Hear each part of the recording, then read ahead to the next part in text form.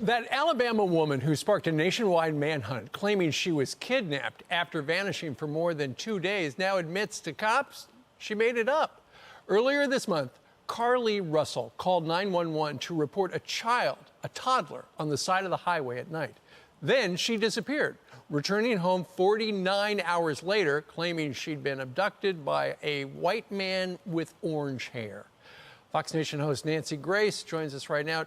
Nancy, as soon as we heard about this story last week, it's like there's something about it that is so compelling. I mean, everybody would stop in the middle of the night if there's a toddler by the road, but it just doesn't add up. And as it turns out, it didn't add up because it was made up. What a story. You're right. Who wouldn't stop with a little boy wearing a diaper on the side of the interstate at night and risk their own lives to try to save the tot? It was all a lie. And very quickly, I mean, within a few hours, people realized her story wasn't adding up. But let me emphasize, it's not just a story. At the bottom of every police report that I've ever seen, there is a sentence.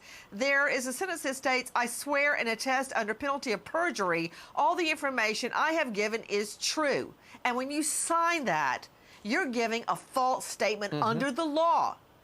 All right, that is what happened here. Aside from all the grief and pain her family and her boyfriend suffered, police were out there. Listen, I've been on plenty of searches, worked plenty of weekends, and to think that this was all a fabrication when there are real women and girls being kidnapped, being raped, being sex trafficked, and we spent all that time trying to find Carly.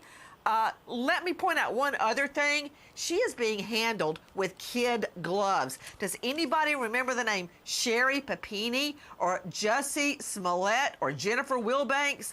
They all were arrested. They went to jail. They had to pay huge amounts of restitution and fines for what they did. So far, nothing with Miss Carly. Yeah, no kid. Let me ask you this. The lawyer said, yeah, she made it up. The question is, why? Well, I think you can look at her tweets to get a good idea. I wrote one down that was particularly interesting. She wants someone to tell her, "I love you." Really?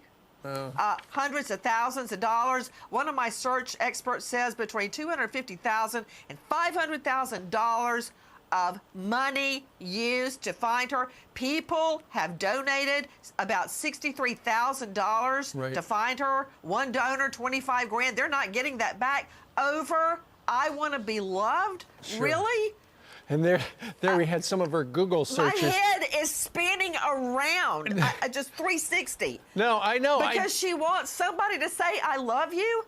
And all these cops are out there. Her mom is crying. And one more thing. If, in fact, she did call from the Red Roof Inn and her family goes over there, that means she called under an assumed name because she was not checked in under her name. So she had the wherewithal to lie, if that's, in fact, true. It is a crazy story. Listen, you've got an update on Fox Nation. It is going to premiere tomorrow. It's called Left for Dead, The Case of Madison Brooks. That's a young woman in January. She was last seen getting into a car with a bunch of guys. How does this turn out? Maddie Brooks, absolutely gorgeous inside and out, just like her mother that I talked to in depth in our special investigation. They overserved her at a bar. Reminds me a little bit of Natalie Holloway's situation. She gets into a car with people she doesn't really know that well. She ends up being horribly sex assaulted. They push her out on the highway and she gets run over and killed. I want felony murder charges on all of those young men. And that has not happened yet.